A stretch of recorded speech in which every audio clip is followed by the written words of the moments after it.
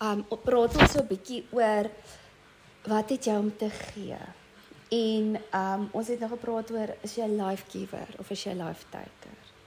Laasweek het ek begin praat oor konfronteer jou eie selfsug. En veral ook oor die skrif wat ek gelees het. Van laasweek, van wat in die laaste dae, hoe liefdeloos mense is. So dit is ook nie net 'n aspek wat mense oor jouself moet konfronteer en kyk na jou eie selfsug nie, maar ook hoe hanteer ek mense om my en hoe om dit te hanteer in hierdie moeilike wêreld wat ons in is. Okay, so die eerste ding, so vandag se tema is ook selfsug, maar trots keer jou om in ware oorwinning te lewe. En die eerste ding wat ons moet besef is, ons is 'n span. Ergens in 'n hoe kan ek sê, jy's 'n span by jou huis. Jy, jou man en jou kinders, julle is 'n span. Julle is 'n span as julle byvoorbeeld saam werk, dan moet julle in 'n span kan werk.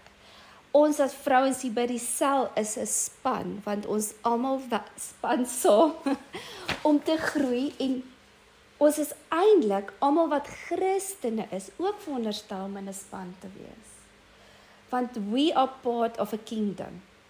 Soos byvoorbeeld, nou as gaan jy op Londen op vakansie, en hier hoor jy iemand Afrikaans praat, hey, jy's deel van my. Ons is 'n span.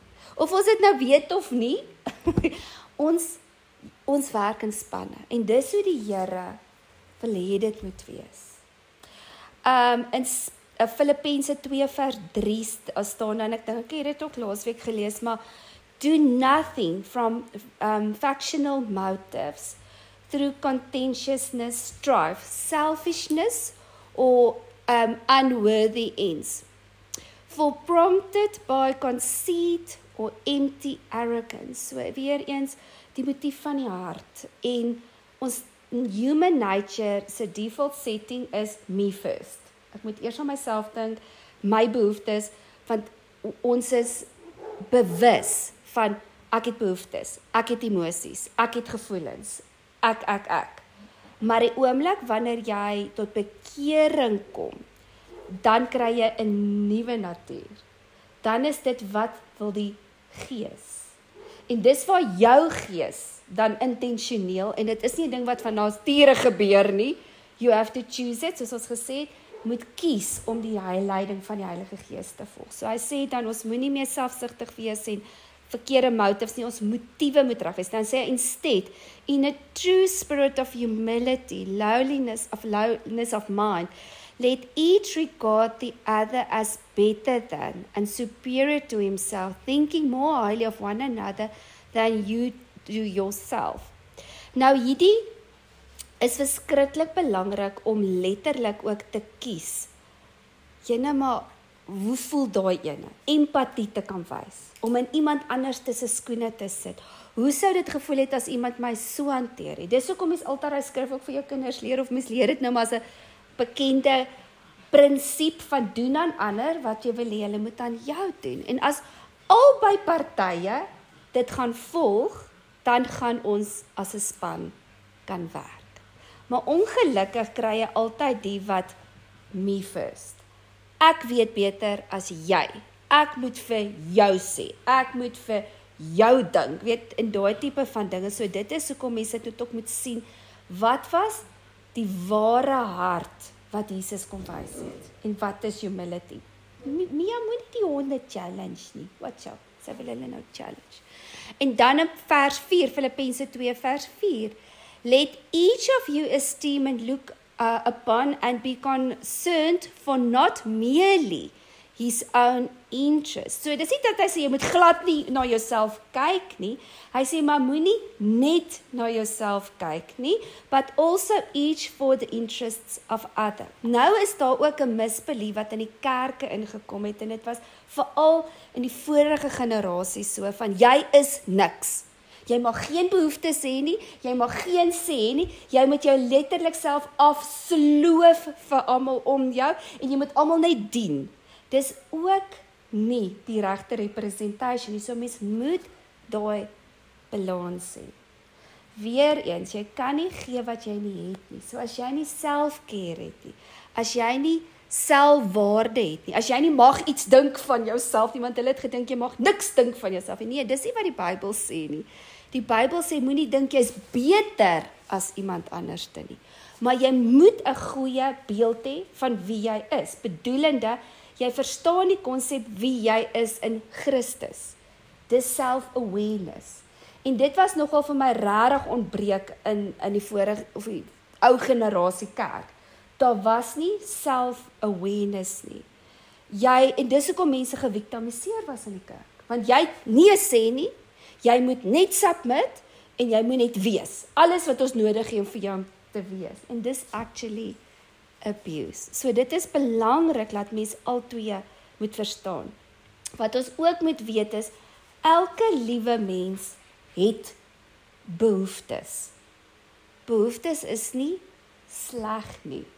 En dit was al vir mense, weet, jy mag geen behoeftes hê nie, jy mag nie sê ek is 'n need nie, weet, daai tipe van dinge. Dit kom ook met, ons gaan nou nog daaroor praat môre aand met die trauma-werkswinkel van, ek mag nie sê hoe ek regtig voel nie, want dan laat dit my weak lyk, of wat ook al die misbeliefs is wat ons geleer het vir onsself om te cope. So met ander woorde, elkeen van ons mag behoeftes hê. Dis nie wat die woord sê. Die woord sê nie, jy mag geen behoeftes hê nie. So ons het behoeftes. Ons het ander goed wat jy nodig het. Soos byvoorbeeld in die huwelik. Daar's 'n love tankie. En die vrou het behoeftes en die man het behoeftes. Nou as net die man sê my behoeftes moet vervul word, ek gaan soos die king wees in die huis, ek moet geliefd word, ek moet drukkies gegee word, ek moet gedien word, maar die vrou het geen sê nie, gaan daai huwelik werk. Nee, want die love tank is dan leeg. So dit is hoekom mens altyd kan praat van, om te kan die balans te kry, moet mens dit sien soos water wat vloei. Water wat stil staan, dit stagneer, is vrot en toksiek. En jy gaan doodgaan as jy daai water letterlik drink. So is ons vir mekaar. Daar moet water invloei en daar moet water uitvloei. Jy kan nie soos 'n dam wees, soos 'n sementdam. Nou as jy kyk hoe werk 'n sementdam, jy tap water in en daar's nie altyd noodwendige uitlaatklep nie. Kom ons sê daar's nou nie 'n plek waar hulle kan uitloop nie. So nou tap jy water in, jy tap jy water uit. Nou is hierdie persoon, hy maak homself vol en hy maak homself vol. Wat gaan gebeur as hy net nog vloei en nog vloei en nog en nader gaan die oorstroom. So hy gaan water begin mors. En dis nou tipies weer 'n voorbeeld van iemand wat selfgesentreerd is. My tank moet vol getap word, water, net water, en nader stroom ek oor, ek het meer as genoeg, maar ek gee vir niemand nie, ek wil dit vir myself, ek sal dit eerder waste, op pleasure, maar ek gaan vir niemand niks gee van myself nie, and that is self-centered. Dan kry jy nou weer mense, hulle het 'n rivier, nou vloei hierdie rivier af, jou water is gesond, en soos jy vloei, is daar sytakke, waar jy dan ander riviere kan voed. En so word hulle ook vol water. Maar nou kom die een of ander skelm, en hy dik nou hierso, hy het nou 'n plaasie langs die kant, en hy gaan nou hierdie ou se water steel, nou grawe hy 'n gat, en nou steel hy sy water, en as die ou weet, en waar is al my water heen? Dan is al sy water en sy resources gebruik, want hierdie skelm het nou langs die kant, en dit is hoe ons dit moet sien. Ons almal het behoeftes, so ja, ons moet vir mekaar iets kan gee, maar jy het ook iets wat jy moet kan gee. En daai is die konstante vloei en dis die balans. So dit is nie net van ek moet alles vir almal net weggee nie, maar dis ook nie net van ek moet alles van almal vat nie. Dit is daai, jy moet oop genoeg wees om te sê, luister, ek het hulp nodig, nie? Maar jy moet ook oop genoeg wees, en dis wat ons leer in boundaries ook, is die een is heeltemal apaties, hy sit net, ek het niks van niemand nodig nie, en ek wil niks van niemand gee nie, maar dan kry die ander ene ook van hulle suffer so hierso, want hulle is te skaam om vir mense te vra vir hulp. So mense moet daai, word gesond, wanneer ons begin verstaan, wat is behoeftes, en wat kan mens van mekaar gee. So werk ons in 'n span saam, waar selfsugtigheid is net eensydig, en dis demanding. I demand, it's my right, you give me, you must do this for me, ek het behoeftes, ek moet omgegee word, jy moet vir my gee, so daai is duidelik, soos ons gesê het, 'n boundary probleem. So hulle wil nie verantwoordelikheid vat nie, die ander moet vir my sorg. So ek demand respek, maar nee, ek het geen respek vir jou nie, en ek het geen respek vir jou tyd en jou resources nie. Ek kan jou misbruik nes ek wil. En die oomblik sy nee sê, dan sê, wat sou Jesus doen? Wie? Dan gebruik hulle daai een, dan sit soos, ja, sure. Dit is nou soos die 5 wyse maagde en die 5 dwaalse maagde. Letterlik het die klomp genoeg olie gehad. Hulle het voorsiening getref. Hulle het verantwoordelikheid gevat. Die ander het gejol en geparty en toe, gats, my olie is klaar. Toe het hulle nou behoefte en toe wil hulle wragtig die gate grawe, die ander een se olie steel. Nee, toe het hulle net gesê, sorry, ons het nie vir julle olie nie. Daai is 'n beginsel wat vir ons wil wys, jy hoef nie alles vir almal te gee nie, veral vir iemand wat nie verantwoordelikheid wil vat nie. So mens moet die hele tyd daai onderskeid hê. So dis hoekom ek dit noem, want dis nie dan selfsug nie. Waar selfsugtige mense sal sê, jy selfsugtig as jy sê nee. Maar partymal is dit goed om vir hulle nee te sê, want dit gaan hulle nie skade doen nie. Dis goeie seer wat van hulle gaan leer, ekskuus, jy het nie verantwoordelikheid gevat nie, so nou moet jy 'n plan maak. Nou wil jy jou probleme op my damp. No, sorry. Okay, so in Spreuke 18 vers 1 tot 2 sê dit, he who willfully separates and estranged himself from God and man, seeks his own desires and protects to break out against all wise and sound judgment. So hy verwyder hom van God en van mense, ek gaan net vir myself sorg, so hy gaan nie eens hoor nie, hy wil net sy eie goed doen, sy eie opinie. Dan sê hulle verder, a self-confident fool has no delight in understanding, but only is revealing his personal opinion and himself. En mens kry dit baie, nie? Selfgesentreerde mense wat die hele tyd praat oor wat hulle dink en wat hulle behoeftes is, en hulle luister nie eers na ander mense of na wyse raad nie, en jy kan ook nooit vir hulle eintlik raad gee nie. So uiteindelik die oorsprong is natuurlik, soos ons gesê het, is trots, en trots keer dan dat jy jou eie selfsug kan sien.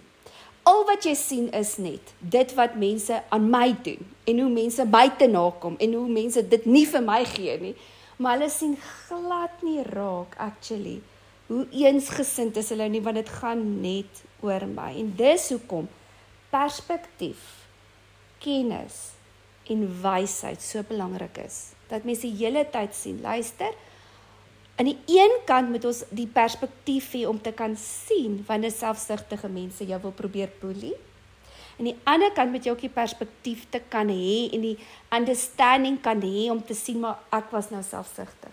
Of dit nou is in 'n vriendskap, en of dit nou is jy en jou man, of dit nou is as jy as ma, of wat 'n situasie ook al, moet ons die hele tyd ook, soos as mens 'n konfliksituasie is, ja, jy deel jou kant, jy deel jou behoefte, maar dan ook gaan reflect, okay, maar kom ek hoor net ook wat jy wil sê, waar moet ek verander, dalk het ek ergens jou te nagekom, en net hierdie week het ons weer 'n konfliksituasie gehad, wat nou so major was nie, maar in dit, ek nou presies hierdie raak gesien, ja, daar was goed wat my behoeftes was, maar baie keer kommunikeer jy nie sekere goed nie, en dan dink daai persoon jy selfsugtig, en dan sit net van, vra net, en dan praat ons nie daaroor, en dan kan jy agter sien, ek kan verstaan, hoekom jy dink ek was daar selfsugtig, en dan net ook te sê, maar ek moet die hele tyd aan myself werk, mens moet die hele tyd sê, hoe gaan ons mekaar kan dra, want die ding is, selfgesentreerde mense, sal nooit in ware liefde kan wandel nie.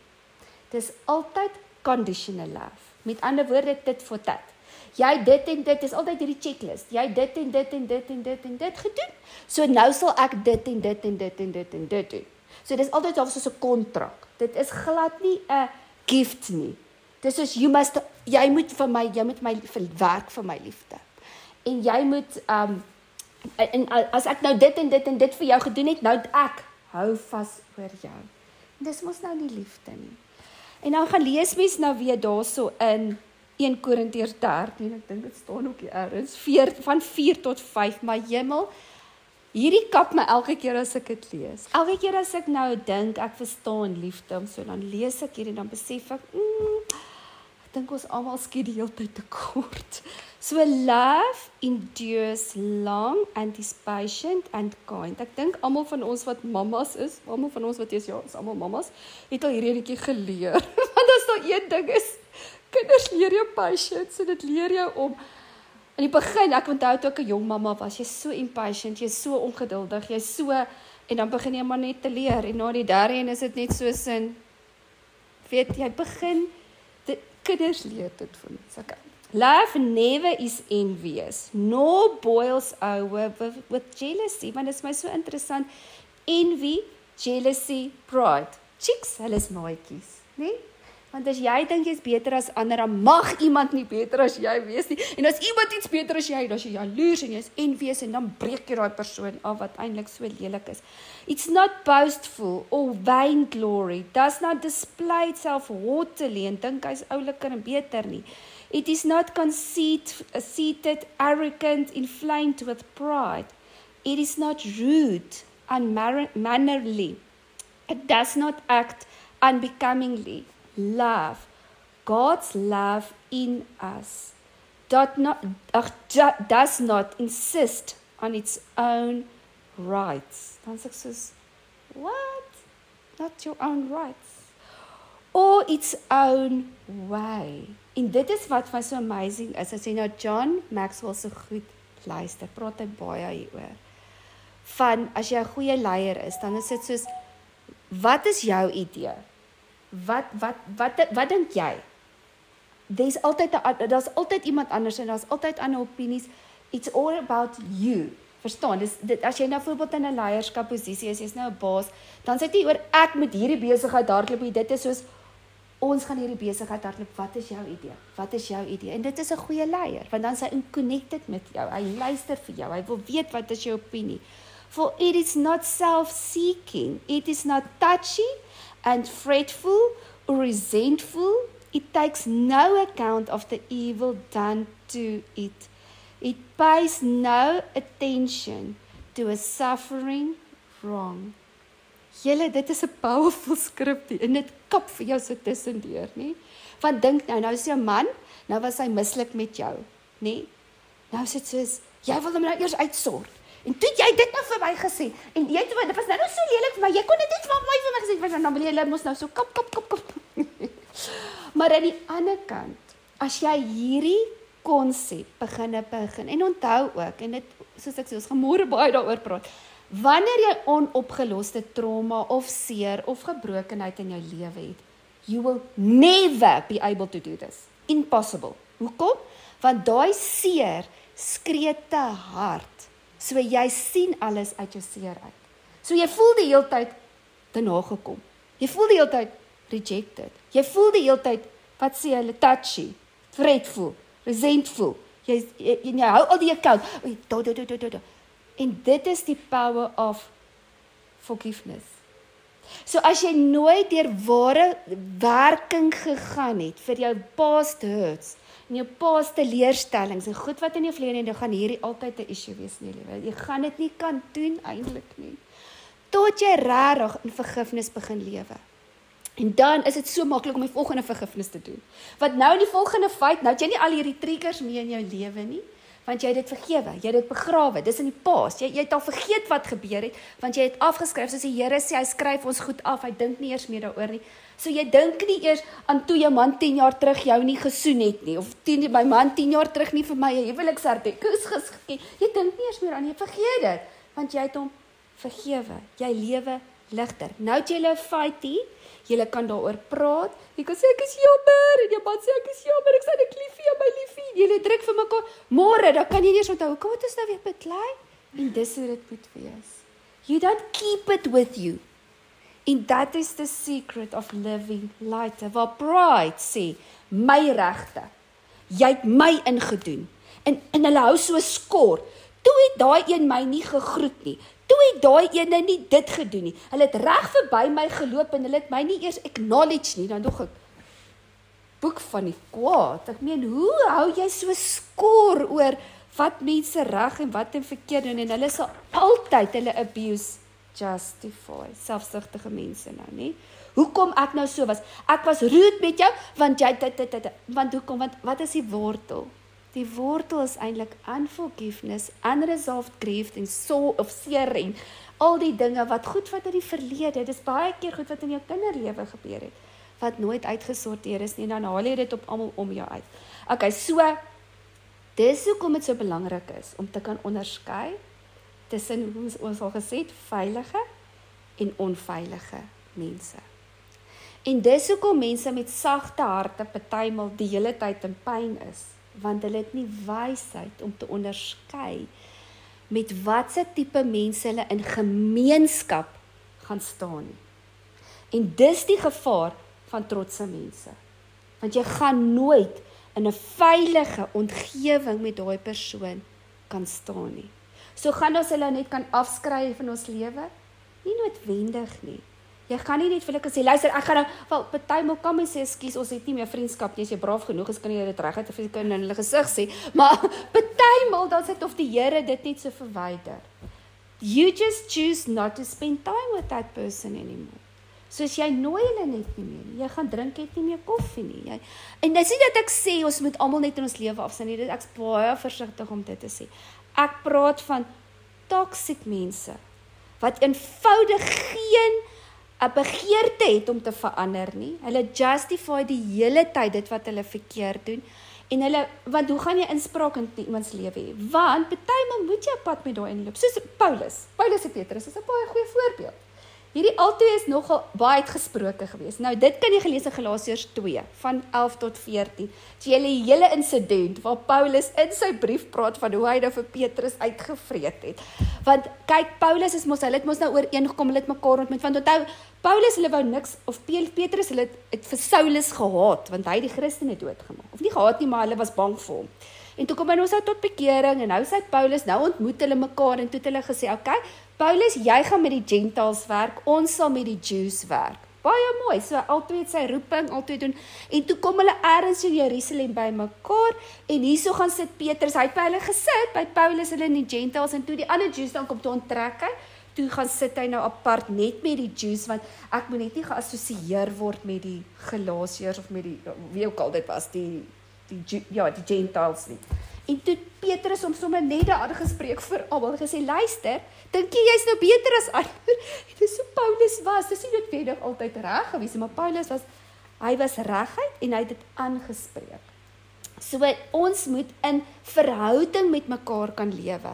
En dis nie altyd lekker konflik nie, en om vir mense te sê, dit is, en ek sê ook nie altyd mens moet dit lelik doen nie, you always speak the truth in love, maar ons moet in nederigheid wees, om oop te wees, teenoor mekaar, om te kan sê, luister, hierdie is nie vir my lekker nie, daai is nie vir my lekker nie. So eerstens is dit belangrik in die gesin, om te sê, okay, maar, hoe is my hart in die gesin? Soos byvoorbeeld, ons is as vrouens, ons is ons man se helper, nie?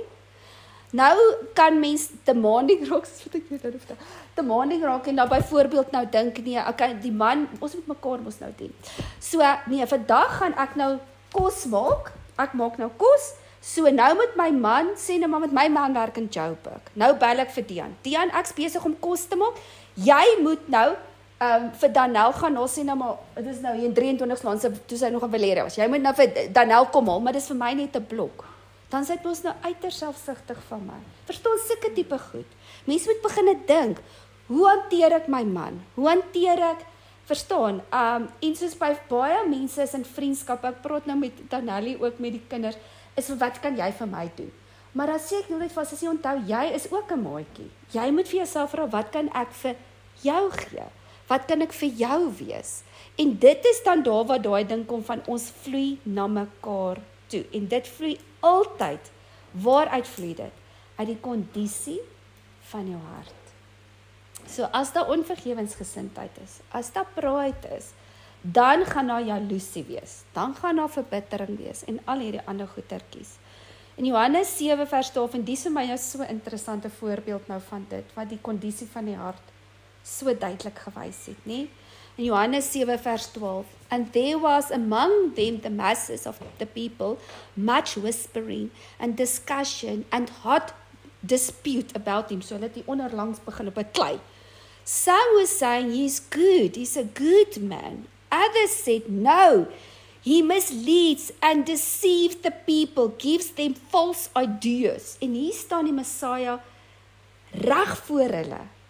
En uit die kondisie en die pride van hulle hart kon hulle nie Jesus sien nie. Dink bietjie ook met daai tipe mense, voel jy ooit warm? Voel jy ooit veilig?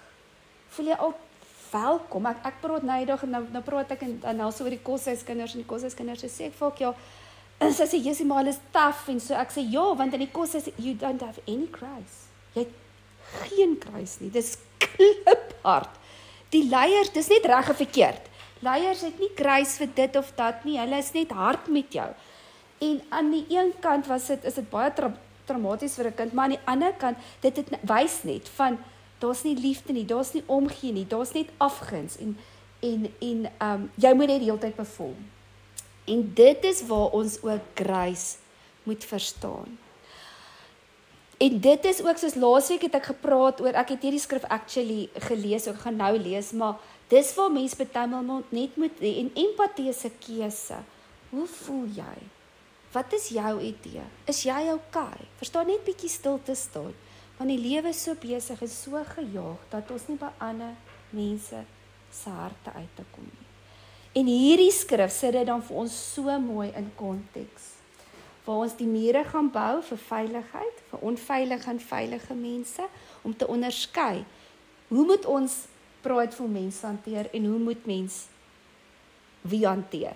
Want as jy net gaan grace wys, byvoorbeeld ook, soos wat ons gesê het, entitled mense wat nie oorsaak en gevolg verstaan, as jy net vir hulle grace, gaan hulle jou respekteer. Hulle gaan oor jou loop.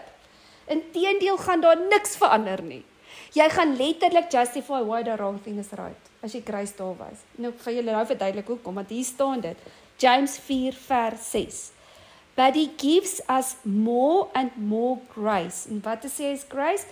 Power of the Holy Spirit to meet these evil tendencies that are all full of us. Okay.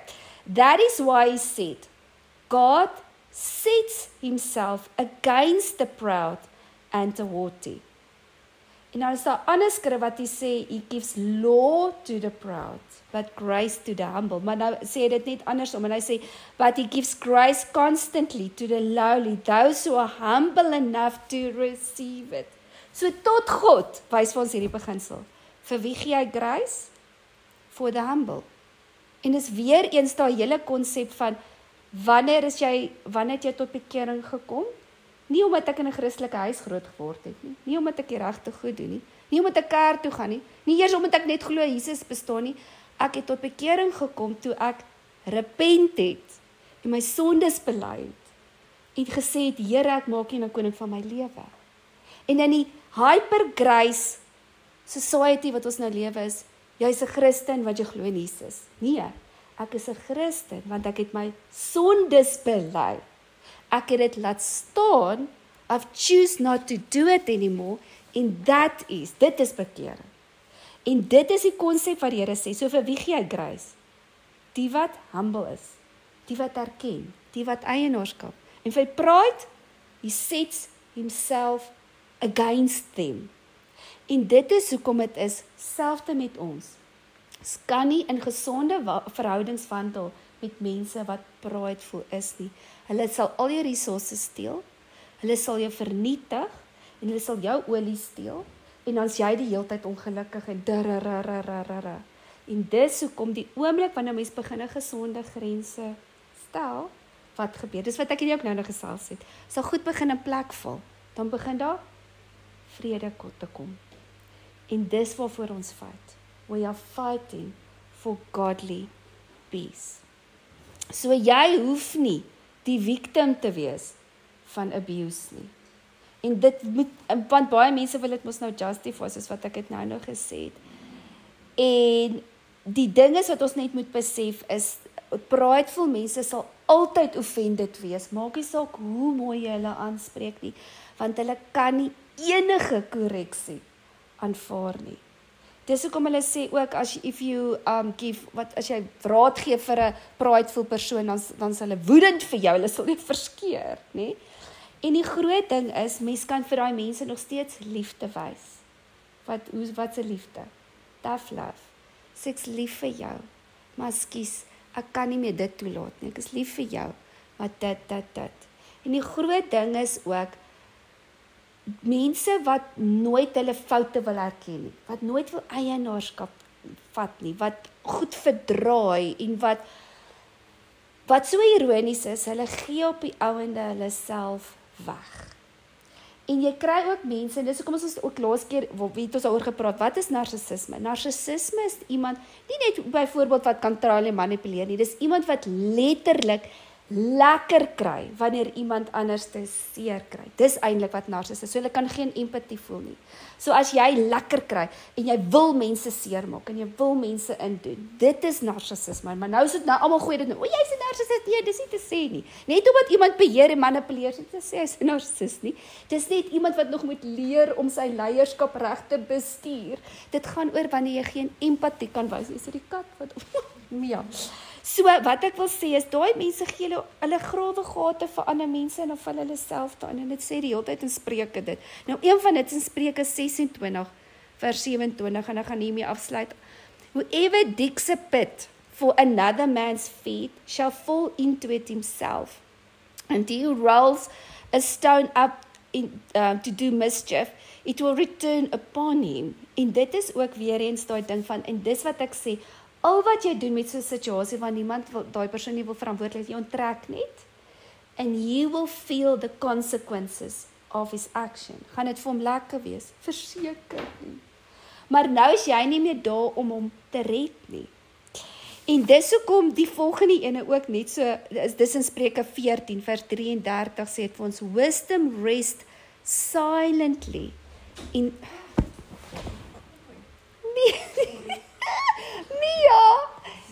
sy is die weirdste kat.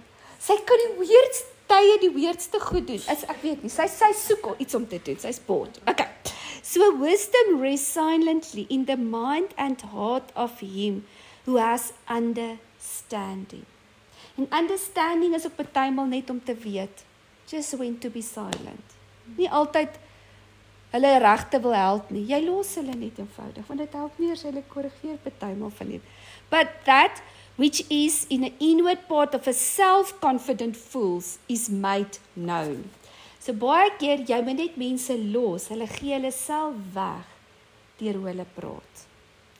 En op die ouende, wat is dit wat die Here van ons verwag? Die Here wil hê ons moet elke ene ondersoek, wat is dit in ons harte? Wat gaan aan?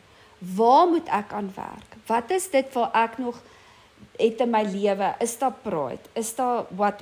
Maar ook aan die ander kant nie toe te laat dat hierdie mense se probleme jou probleme word nie. En dit is in Galasiërs 6 vers 4 wat sê, but let every person carefully and scrutinize and examine and test his own conduct and his own work. He can then have a personal satisfaction and joy of doing something commendable in itself alone without boastful comparison with his neighbor. So op die ouende is dit weer eens wat ons tema is wat het ek om te gee? My resources. Wat is dit wat die Here vir my gegee het wat ek vir ander mense moet gee? Maar ook, wat is dit wat ek weggee omdat ek te doen, omdat ek wil people pleasing doen? Of mense wat my manipuleer en domineer. En dit is wat mense die hele tyd moet kyk. En dan ook aan die ander kant, ook te onderskei, okay, te maand ek dalk goed, so dit is al hierdie ding wat mense dan moet kyk. Te maand ek dalk goed van mense, sê jy moet dit en dit en dit doen, maar dis nie eintlik hulle verantwoordelikheid nie. En dit, hoe gaan mens daar antwoord te kry? Is om te weet wat jou rol is. Wat jou byvoorbeeld, kom ons bring nou weer die huwelik hier in. Wat is jou rol as vrou? My rol as vrou is om my man te ondersteun. Hy's nie hier om my te dien nie. Nou het ek die hele tyd hierdie behoeftes. Ek gaan vir my man so doen, lysie uittik, jy moet dit en dit en dit en dit en dit doen. En dan elke maandag gee ek vir hom hierdie doenlysie. Okay, jy moet die nou vir my doen, nê? So dit is nie regte rolverdeling nie. Ek verstaan nie my purpose nie. Nou is ek konstant kwaad en konstant opstandig en konstant, want hierdie man doen nou nie my doenlysie nie. In die meantime is dit, hy's nie jou helper nie, of helper nie, jy's sy helper, verstaan? Dis nou net 'n voorbeeld. En dit is daar waar mense dan moet begin agterkom, hemel, wanneer hierdie goed begin in plek val, wat gebeur? Dan kom daar vrede. Okay. So dit is nou